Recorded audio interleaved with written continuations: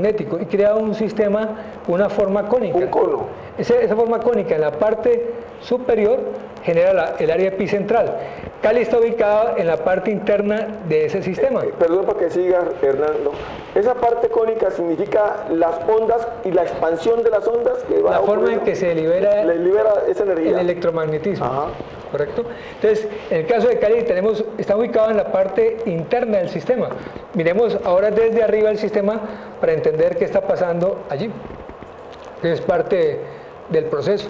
Entonces podemos ver, por ejemplo, el área epicentral, ¿cierto?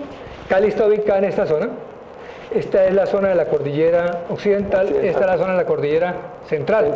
¿Correcto? Cali está ubicada en este aspecto. Y en esta zona tenemos a Pradera, ¿correcto?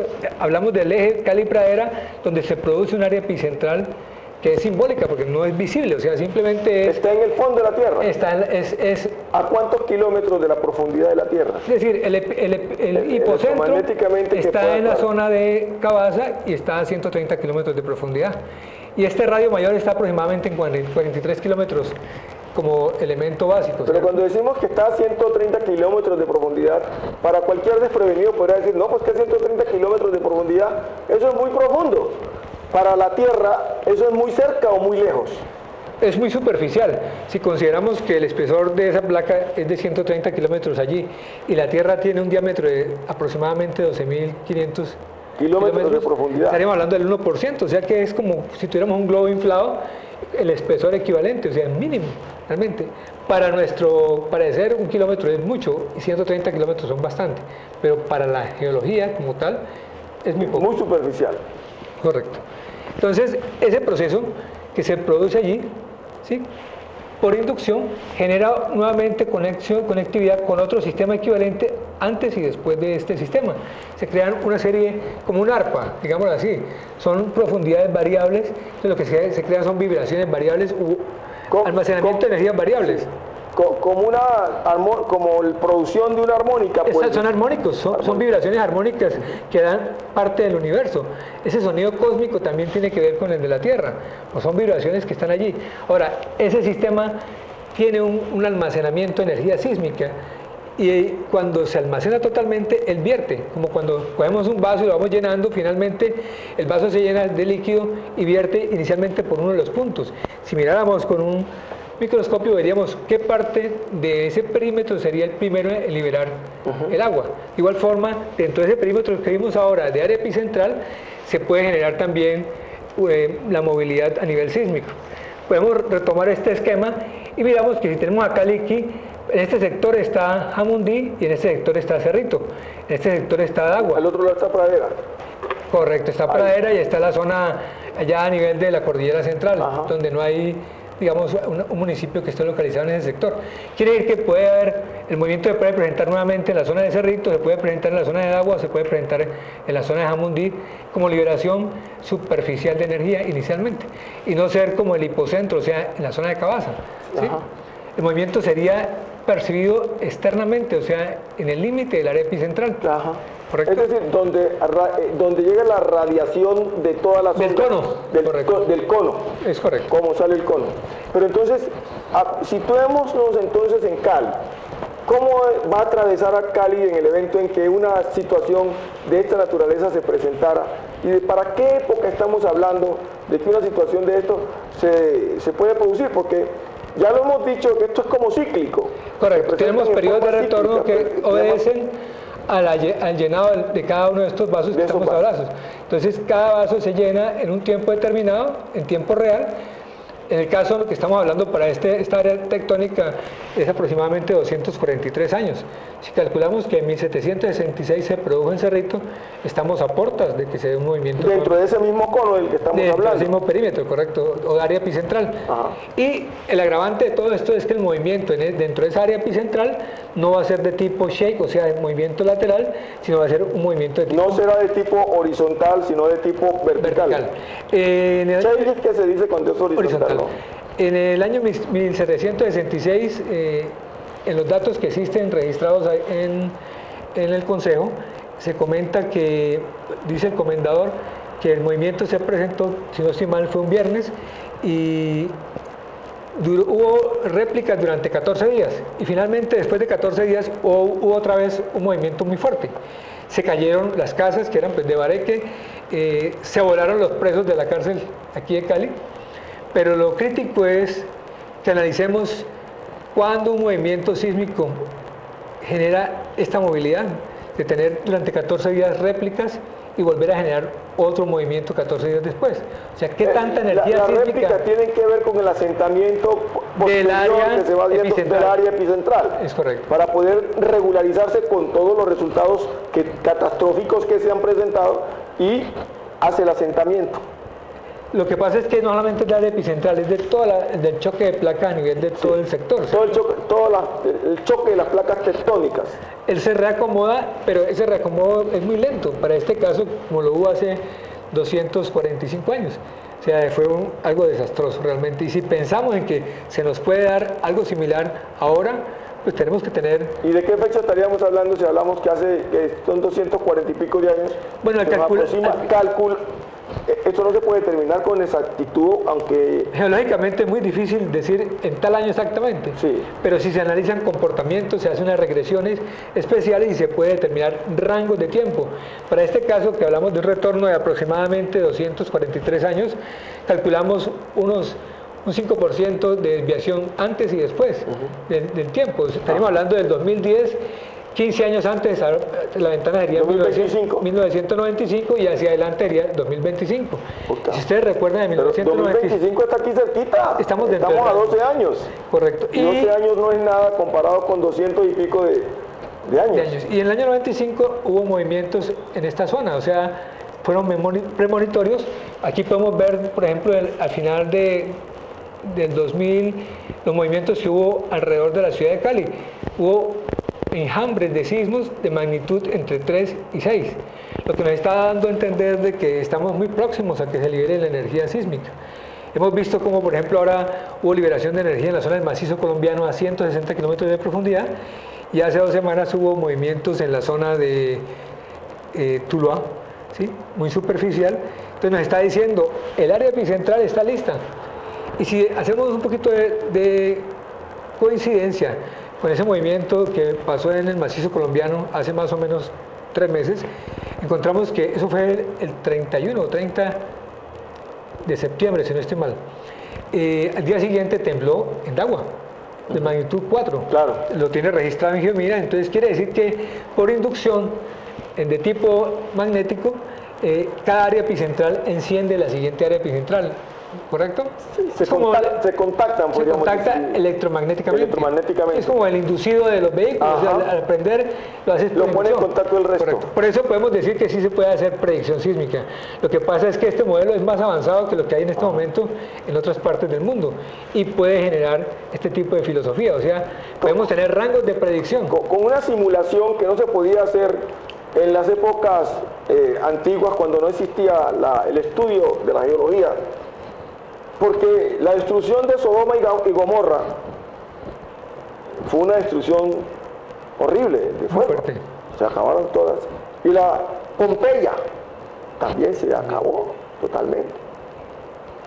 Y entonces se habla de Dios, que fue un castigo y todas estas cosas. Programada desde el punto de vista de que Sodoma y Gomorra se habían corrompido demasiado. Y que en Pompeya la forma de organizarse de su gobierno, sus estructuras gubernamentales del rey, de quien gobernaba, pues tampoco se ajustaba a las proporciones y entonces Pompeya se vino toda abajo con fuego. Me hace recordar, doctor, algo que de pronto voy a mencionar en este proceso. La forma de distribución de esa secuencia electromagnética está relacionada con unas proporciones que conocemos en la historia de los griegos, de los egipcios, como proporciones áureas. O sea que tiene un orden divino, digamos, o sea, corresponde a forma de operar en el universo, ¿sí? O sea, todas las relaciones que hay en el universo de tipo proporcional están relacionadas con la creación. Por ejemplo, el ser humano, si se mide desde el ombligo hacia la parte inferior, hasta el piso, y se mide la totalidad, hay una proporción que es Es 61%. 61%. O sea que cumple con una proporción de tipo áureo, o viceversa. La altura hasta el ombligo, la altura total es 1.618 de la altura hasta el ombligo, Ajá. ¿correcto?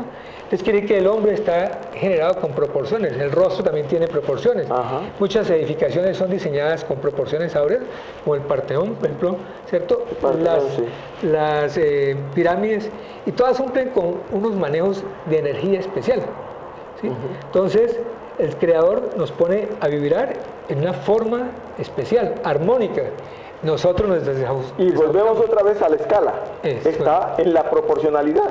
La forma como la escala vibra en una forma de proporcionalidad. Y menciono esto, doctor, por lo siguiente, porque hablando de justicia divina y hablando de Sodoma y Gomorra y todo este proceso del hombre, cuando el hombre se ajusta a las leyes divinas, funcionan bien las cosas. Ajá. Cuando el hombre se adapta a sus leyes, o sea, las humanas, Contradice el orden de la naturaleza. muchas veces, no siempre, pero muchas veces se dispersa de ese orden divino. Y entonces, vibracionalmente, todo es un todo. O sea, el ser humano vibra dentro de ese universo y toda esa matriz lo contacta. Entonces, si actúa correctamente, pues funciona correctamente e inversamente. Entonces, lo ideal es que tengamos Qué bueno. una cultura de bien. Qué bueno esto, porque nos lleva a lo del medio ambiente. Nosotros destruimos el medio ambiente y la naturaleza nos cobra cuando nosotros le Es hacemos una ley daño. de causa y efecto. Claro. Lo que otros llaman karma es simplemente si actuamos con la naturaleza de una forma en que incidimos sobre ella, la respuesta nos recae. ¿sí? Ajá. Es como el boomerang, o sea, nosotros Se nos lanzamos, devuelve. se nos devuelve, pero de una forma, ojalá fuera positiva, pero si actuamos de una forma negativa, lo que estamos generando es un proceso negativo para nosotros. Todo está concatenado.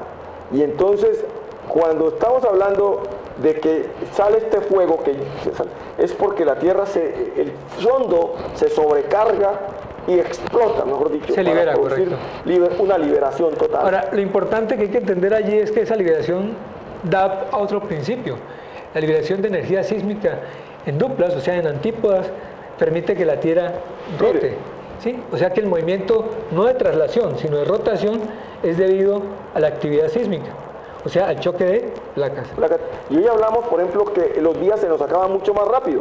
Bueno, aunque siguen siendo lo mismo, pero pareciera ser, uy, los días se van más rápido hoy.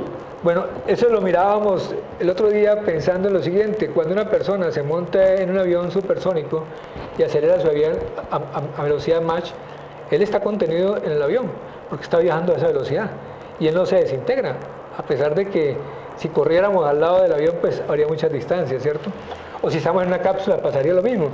En este caso, la tectónica de placas y los sistemas que son muy equivalentes a un agujero negro, este sistema que estamos presentando es un agujero negro, pero en tamaño mínimo, o sea, en tamaño no de la galaxia, sino en tamaño micro, como lo puede ser un chakra, que hablamos a nivel de medicina, es un chakra, también es un vórtice de energía electromagnética, ¿correcto? O un punto de acupuntura en el cuerpo humano. Una cosa Entonces, la Tierra es un ser vivo y como tal está en estos procedimientos.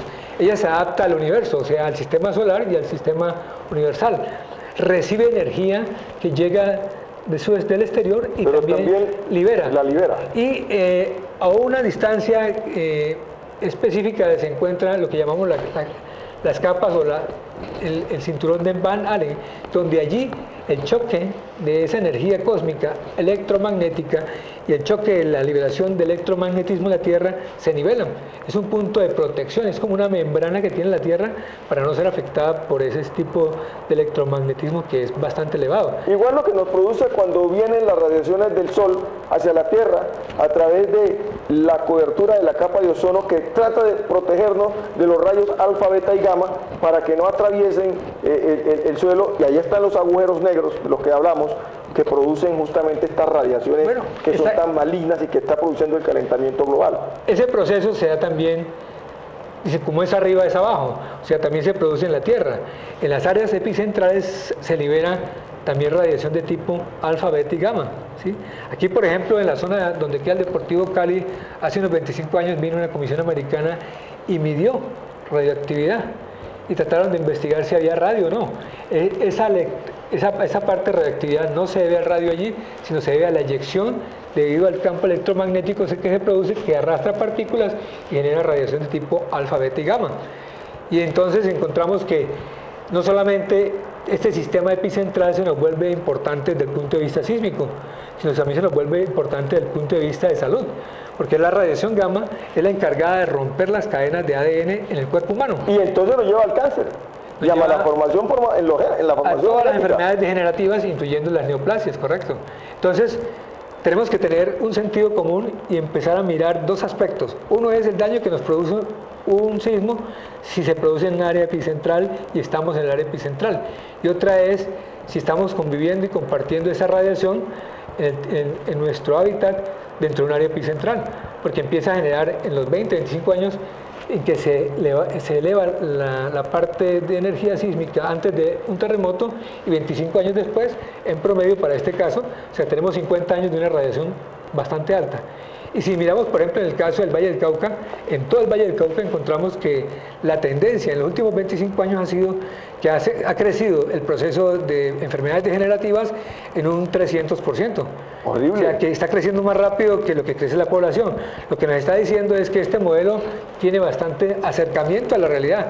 Yo lo he visto desde el punto de vista de sismotectónica a un promedio del 93% hasta el 98% en las valoraciones que se han hecho a nivel mundial en tectónica. Pero me asombra más el problema a nivel de radiación, porque esa radiación nos está llevando a que muchos de nosotros estemos potencialmente afectados por una enfermedad de tipo degenerativo. Por ejemplo, la diabetes subió mucho. Y entonces uno piensa, ¿por qué la diabetes? Y el cáncer también. Y el cáncer, claro. Demasiado. Entonces, el Valle del Cauca está aflorado por caña. Si la radiación pasa por la caña, la fisiología de la caña se afecta. Y si consumimos azúcar, nos estamos afectando directa o indirectamente. Ajá. Además de que es completamente directa la radiación sobre nosotros. Entonces, son efectos en cadena, ¿cierto? Colaterales. Colaterales, correcto. Entonces, pues para eso afortunadamente hay solución, ¿sí? Hemos investigado en los últimos 10 años y hemos encontrado una serie de procedimientos que se aplican no solamente a la ingeniería, sino también Ahora hablamos de eso, pero miremos a ver, que esto es muy emocionante, por Dios, hombre, hablar con el doctor Roberto Hernando Torres sobre estos conocimientos tan maravillosos. Pues este conversatorio es un conversatorio agradable. A usted, amigo televidente que está ya disfrutando de estos conocimientos que tratamos de transportárselos a usted de la manera más cordial y más cercana para que usted entienda todo lo que pasa, cómo todo está concatenado, nada está suelto, todo está armónicamente construido, es como si fuera una escala musical, todo funciona así, porque la música es eso, es una caja de resonancia que produce unos sonidos muy bien, digamos, armónicos, muy bien sincronizados, y esa sincronización no produce ruptura, no produce sincretismo, sino que por el contrario produce una armonía. Pero cuando esa armonía no se produce, pues lo que ocurre es que hay ruido, y entonces allí empieza el desbarajuste. Hablar pues con el doctor Roberto Hernando Torres es muy agradable por esto, pero yo lo que quisiera, ingeniero Roberto, es que nos vayamos a tener un diagrama de cómo estaría en el evento del año 2025 una posible catástrofe y cómo pasa esa falla calipatía que estamos hablando, que atraviesa la ciudad, y qué pasaría en el evento de un sismo de esta naturaleza que, según sus predicciones y de algunos simuladores del proceso, estaría en el orden de un sismo para el 2025, o en ese rango de entre el 2024, 24, 25, 26, 27, estaría en el rango de 8.2 si Cali sería capaz de resistir una cosa de esta, y si el CLOPAX y todo lo que tiene que ver con prevención y desastre, estamos preparados para eso. ¿Cómo atraviesa esa falla calipatía a la ciudad?